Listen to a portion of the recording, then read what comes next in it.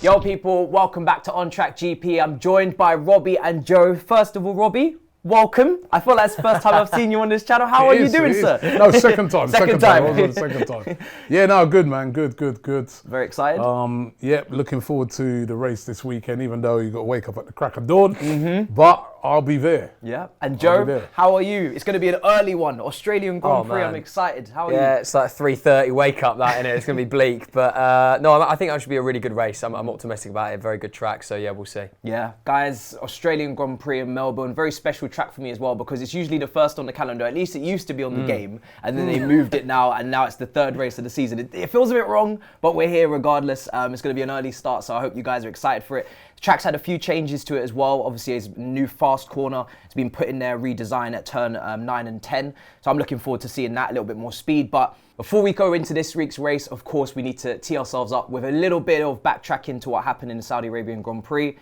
Post-race analysis, we were flabbergasted. We recorded, reviewed, we spoke about Alonso getting podium. He was up on the stage cheering, he was enjoying himself. Then it was taken away from him, and then it was given back. Yeah. Joe, I'll start with you. What was your initial thoughts on the FIA and the dealings with it? Because it's a mess, man. It's a total mess. They're worse than VAR in football. Like honestly, I'm so done with it. They need another independent board to make sure that the FIA are following their own rules. They don't know. They have no idea what they're doing. Like I'm at the point where I'm really fed up with it. And it all started, obviously, when you look back to what I think was completely illegal by the FIA handing Max the title over Lewis. I think that was a complete sham. Don't get me wrong, Max had an incredible season, but it was doctored in the end, and that was not right. And since then, they just keep making these terrible mistakes. Up to where we saw it again 2 weeks ago, where Alonso's on the podium, he's not on the podium. They give the fucking trophy to George, and then George has to ship it back. I mean, they sent a photo. Like, sorry, I think this is yours. Do you want to take it back, mate? It's a total mess. They don't. I think that it's the only sport in the world where the rules change from week to week. Yeah. And I'm honest. I'm really fed up with the FIA. I think they need to sort it out big time. Robbie, it feels like the rules change mid-race sometimes. Obviously, it's back-to-back podiums for Alonso, although the second one didn't really feel right because obviously it was taken away and then given back. Obviously, thoughts on Alonso's first 2 podiums of the season. How excited are you for him? Because obviously a legendary driver has kind of come back to the summit and is kind of challenging back where he should be, but also FIA as well because... Yeah, no, you're right. Remember that? I remember when we was covering it on DR that time, that season, you know, Verstappen should never have got that decision. I always think that, and that sort of made a bit of a mockery of the sport that year. Yeah. And again, it does make a bit of a mockery that you've done a podium, and then now it's a mess. It's a mess. They can't have these things keep happening. Yeah, you know. But Alonso, it's great to see him back. He is a fantastic driver. As I keep describing, he's driving Red Bull Part 2. Right? That's what I call that car because literally it is. It's a Red Bull, isn't it? It's a Red Bull in disgrace. Yeah. That's what people say. With Stroll's money. Yeah. Right? So Red Bull with Stroll's money, you know what I mean? But it's the car, you know, funny enough, I sort of did one of the previews. I've got a friend who sort of works within F1. And I remember he told me that he'd gone to the Aston Martin factory before the first race, saw the car, went and he goes, hey, Robbie, they got a car this year. Yeah. They're going to be competing.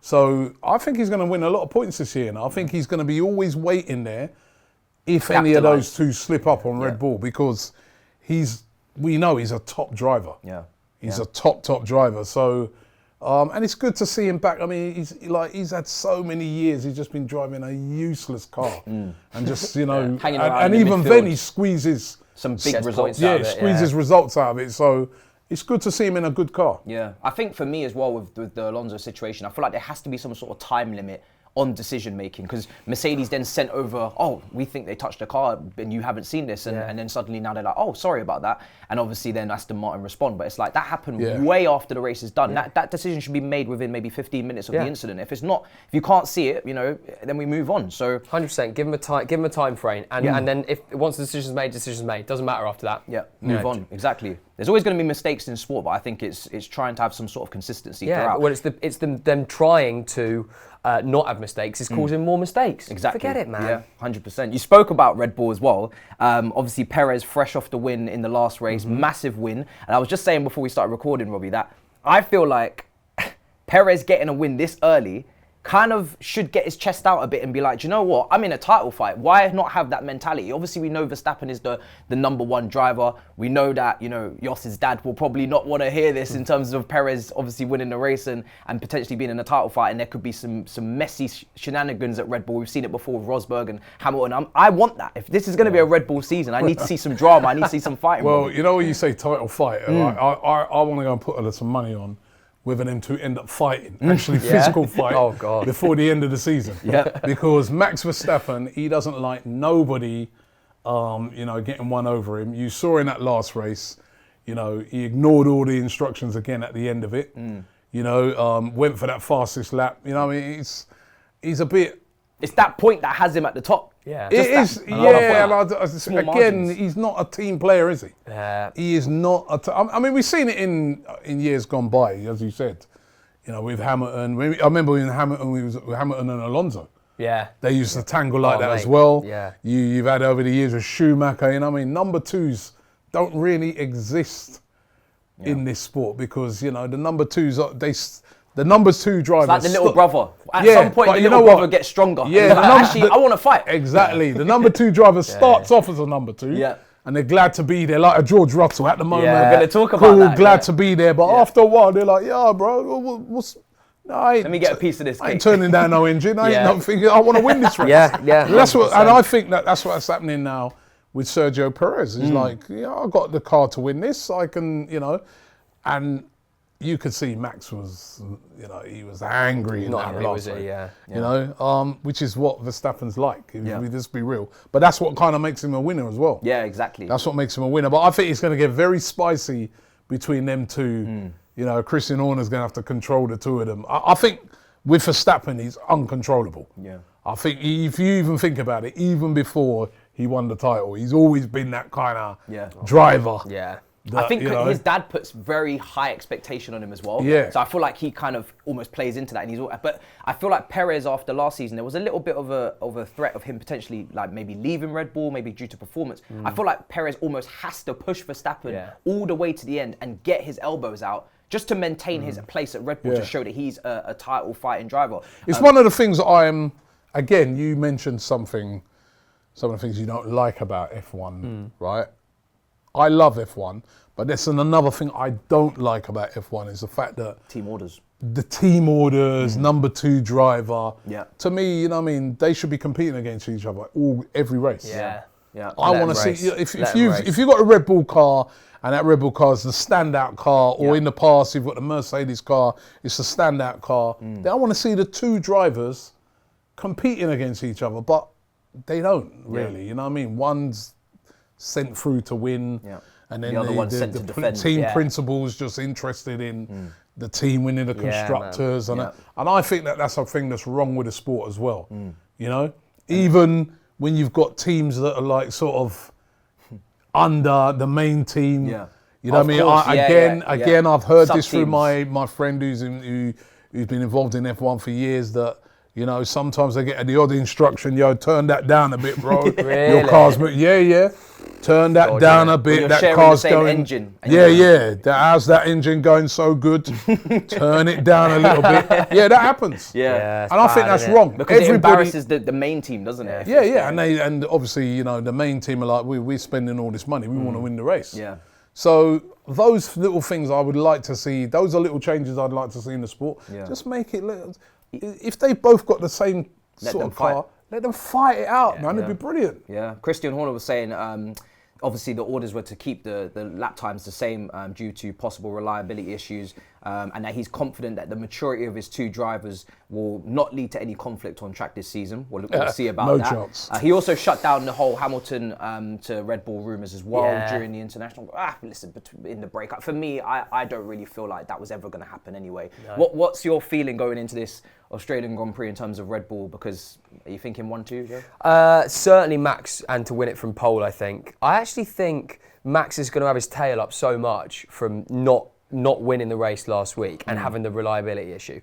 I think he will be in everyone's ear over the last 2 weeks at his team saying, I'm going to win this race. You've got to give me every opportunity to win that race. And I wonder whether that will be to the detriment of Sergio Perez, and if he's going to get a little bit left behind, because I think who else is going to have his tail up is Charles Leclerc for the Ferrari. And I think I think Leclerc's a better driver than Perez. I think Perez is in a better car. So I think if Leclerc can qualify well, and we know he's a very good qualifying driver, always does very well in the qualies, won in Australia last year, I can see him splitting those Red Bulls, and even maybe Sergio dropping down to fourth. Wow. I think it could be the first time this season where we don't see a Red Bull 1-2. I think Leclerc is going to be, hopefully, if the car doesn't have any issues, I think he'll be up there. Yeah, right obviously we saw Stroll not make it to the end of the race, but had some promising starts in terms of his pace as well.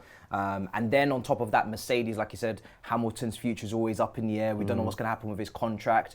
Verstappen's now the highest paid driver on the grid after winning the title last year. By a wedge as well. Way as well. And that's got to hurt the ego slightly because Hamilton's always kind of led in that respect. Yeah. But I want to ask you, Robbie, about the drama that you felt that could take place at Red Bull, because we get similar at Mercedes. Obviously, Russell came in as like the younger brother to Hamilton. I'm coming in to learn. But then in the last season and then the start of this season, Russell's kind of had a lot of consistency in the car, and he seems like he's got to grips with that W14 now a little bit, maybe better than Hamilton, who's still struggling and is quite complaining about it publicly. Do you feel like there could be some rivalry there where maybe Russell just, again, elbows out and kind of starts fending for himself almost? I think he's kind of doing that already, isn't he? He's already doing that. He's a brilliant driver.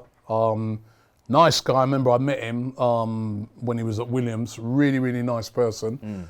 But as I said, I think you start off as the little brother, like you said, but then after a while you're like, yo, you know what I mean? I feel I can win this, and I think every driver's got that in it. And you got to remember, it's a very competitive sport in that if you don't produce and you get dropped, that's it. Basically, your career's over. So I think every race you go out there, you've got to be looking to try and outperform your partner driver, or at least match him.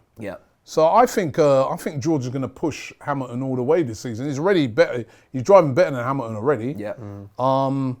And Hamilton, you know, when you see a driver who desperately needs a win to get him back on track. I don't really. I love Hamilton.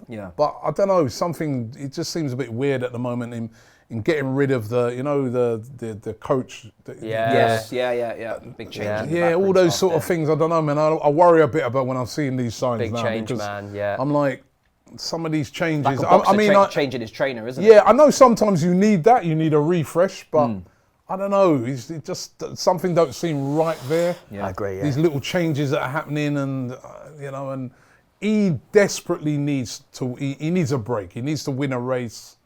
He needs something, because he's not won a race now for a very long time, and when you've been used to winning week in, week out, and then all of a sudden now you're not even getting on the podium a lot of the time. And then they've messed up again with his car. They've messed up again with his car 2 years in a row. I can't believe it. I thought that they'd have, they'd be back this season, but it don't look like they are going to be. Maybe, I don't know, when later on when they make a few changes and that.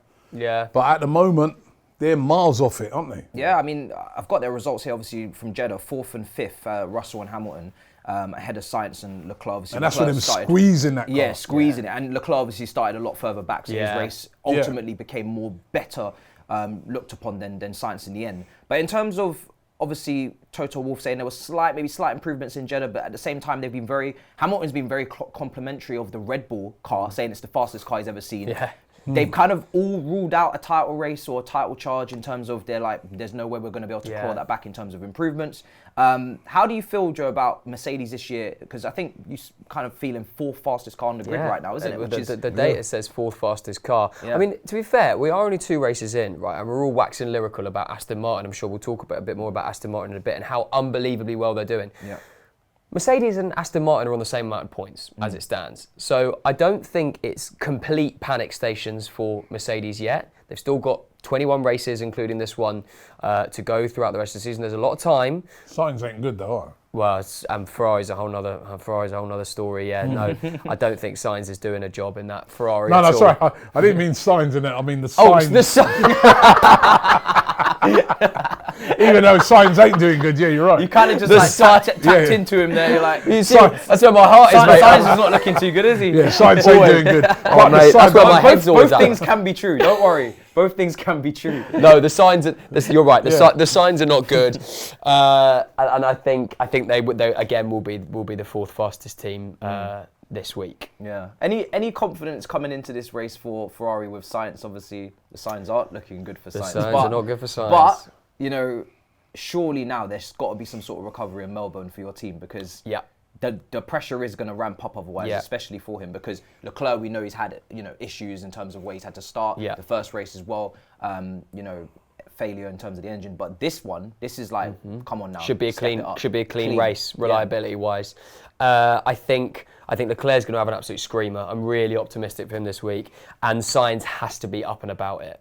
He has to be. He's had 2 races where he's not had any reliability issues, and he's not done well enough.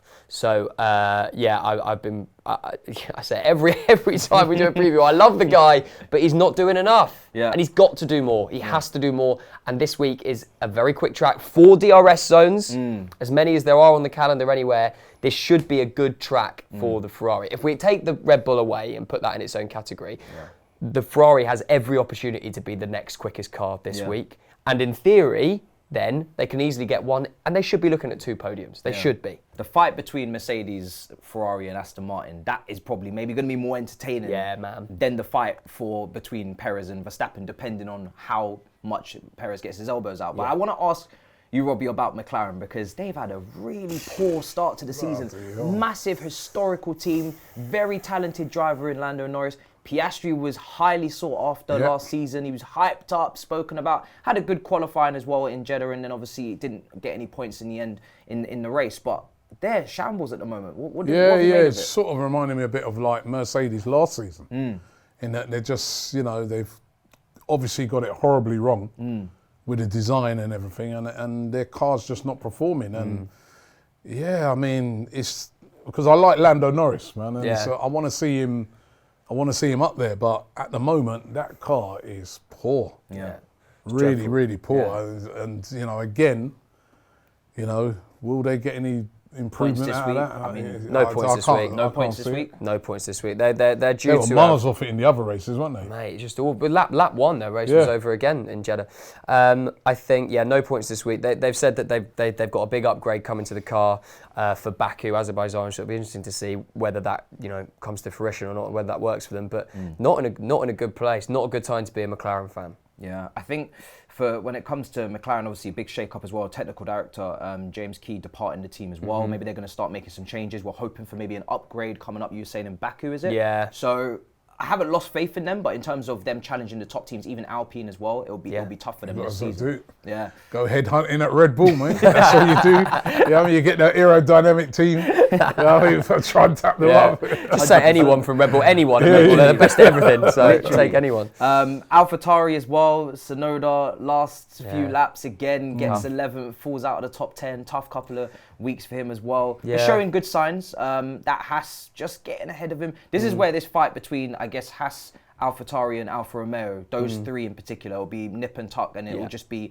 whoever can get their little points here and there. 100%. But Alpine, really, really good performance last year. Then Aston Martin just cleared. Do you know what I mean? Just massive upgrades. A lot of money's gone into it as well. Where's your feeling on Alpine at the moment? I'll start with you, Joe, because they got a good team, Gasly and and Ocon. But I don't know. It feels like they're just kind of just a very good team. But like I don't know where they're kind of what their aim is this season. Yeah, I think they had a great weekend. 8th and 9th in Jeddah is really good for them. Some good points, and that was with all the all the top drivers were Can they top ask cars for really were above more them. than that? I think it'll be picking their moments, the big moments when cars are starting further back or there's DNFing. I'd like to see them get on the podium once or twice this year. I think they've got the ability and Gasly of that, and Ocon is very consistent. I think Alpine are a very solid team. They haven't done what Aston Martin have done, which is just improved like ungodly levels, incredible. But no, I think they're solid. They're a good team, and it'll be interesting to see the drama between those 2 French drivers as well as that 100%. Goes on. That's where I look for another bit of drama, Robbie, is between those 2 French drivers there. I don't know, they feel very similar in ability. Obviously, Gasly coming into this team as well, Ocon former teammate of Alonso. We saw what happened in the first. Did you see the first race there with all of the penalties? Yeah. We felt like Bruno Fernandes. That's the analogy I was using. Just penalty after penalty after penalty. If you had to pick between those two drivers, Robbie, in terms of performance this season, who would you say might have the edge? Because I can't split those two. I don't know why I struggle. I've always liked Ocon. I like Gasly as well, though. It's tough. It's probably go Gasly. I think out of all the teams, they might be the most evenly matched pairing on the grid in terms of. Yeah. And as I said, you know what I mean? You've got to be competitive. You can't make your teammate be way better than you. Yeah, or because you'll it will show up. People start asking questions. Yeah, and you'll get dropped. Yeah. They'll be like, yeah, hold on, mate, he's miles off. You know, so you've got to. That's what makes it very competitive. You know. Yeah. I just wish at the top end they would allow them to race more. Because down that end, they do allow them to race more. Yeah.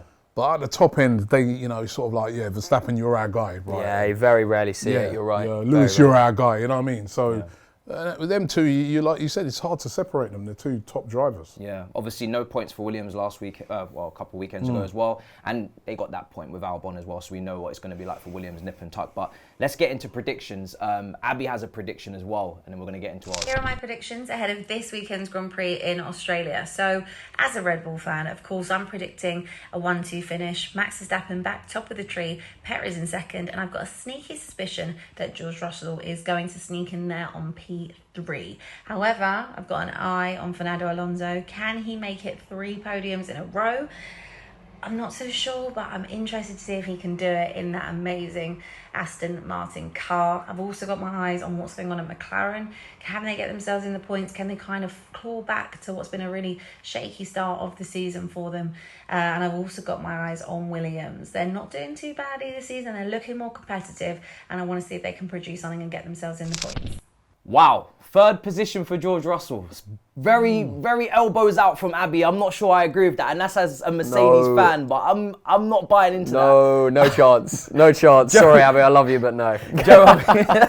Joe, I'm gonna start with you for your predictions for the Australian Grand Prix. What's your top 3 podium positions? Max from pole, win it from pole. Charles Leclerc 2nd, Alonso 3rd. I'm going for it. Wow. Yeah. Okay, so Perez right out of there. Perez 4th. Okay. What about you, Robbie? No. Max for 1st. Alonso 2nd in the Red Bull Part 2. And Perez 3rd. Wow. That's strong. Red Bull 1, 2, 3. Yeah, literally, yeah. Do you know what? I'm gonna follow suit. I'm actually gonna go with this. I'm gonna go for Perez to win this. And I'm gonna go back-to-back wins that's for when it- Perez. back wins. It's No, mad. I want carnage. That's the fight. That's the fight. That's when it kicks off, man. That's when you want the cameras, right, in the change rooms and that. Mate. Like after that, when the fight breaks out. If Right? Perez wins that, I'll give you a tenner. I'll give you 20 quid. I swear. I swear. That's not happening. No way. In Australia. I want them kangaroos. That would have to be like hopping. The Verstappen's car gets a fault or something. Because I just can't see if they're both neck and neck. But at the end of the day, happen. At the end of the day, Verstappen is the better driver. He is. Verstappen is brilliant at qualification. Yeah. So I'm banking on something going a little bit wrong, maybe in quali or I don't know. Right. But I'm gonna go Perez leading the front. I'm gonna go Verstappen 2nd, and I'm gonna throw in Alonso for 3rd. God, very similar to Robbie. I feel Aston Martin and Alonso right now, they're just in sync. He loves I'd love it. to see Ferrari up there. Yeah, it would be nice. I mean, I don't know about my Mercs, what's going to happen to Silver Arrows maybe, but we'll have to see. Well, maybe Abby will be right, and Russell will have an absolute flyer and finish on the podium. I just think maybe in a couple of months we'll be talking about them on podiums, but for a minute I can't see it with Mercedes. To round off as well, your fantasy, guys, link in the description. Make sure you join. Yes. What have you got for your fantasy as well this week? So I've got double Red Bull in Max Verstappen and the constructor. I've also got double Aston Martin in Fernando Alonso and the constructor. And then I had to save a bit of money, so I've got Yuki Tsunoda, who is going to score some points this season. It is going to happen. And I've also gone for Pierre Gasly. I see him scoring consistent points in that Alpine as well, and he's quite cheap at 8.2 million. Yeah. Double Red Bull. Yeah, double Red Bull, double Aston The fact that you Martin. can even do that. Glad to see he's brave about this. The fact that you can even do that for me makes the game too easy. Oh, and Sainz. I've got Sainz as well, because I've got to have Carlos Sainz. And so expensive as well. So expensive. Oh, mate, 17, Well, there you go. Well, guys, we're going to wrap up. An absolute pleasure. Thank you to Robbie. Thank you to Joe. Absolutely brilliant. And listen, we'll be back for, qualifying and, of course, the race. 6 o'clock race start and 5:45 at a minimum here. It's going to be insane. Make sure you're tuning in. Wake up, set your alarms because you're not going to miss this one. I'll see you guys next time. In a bit, people. Peace. Oh God, McLaren. He's gone. He's been in the pit 40 seconds. Whoa. Front wing. Careful with the front wing. God. Matisse, it's happening, mate. I'm putting on my lucky new Ferrari hat. Oh no. Oh, science. Leclerc. It's Leclerc. Drama. Take that out. Leclerc.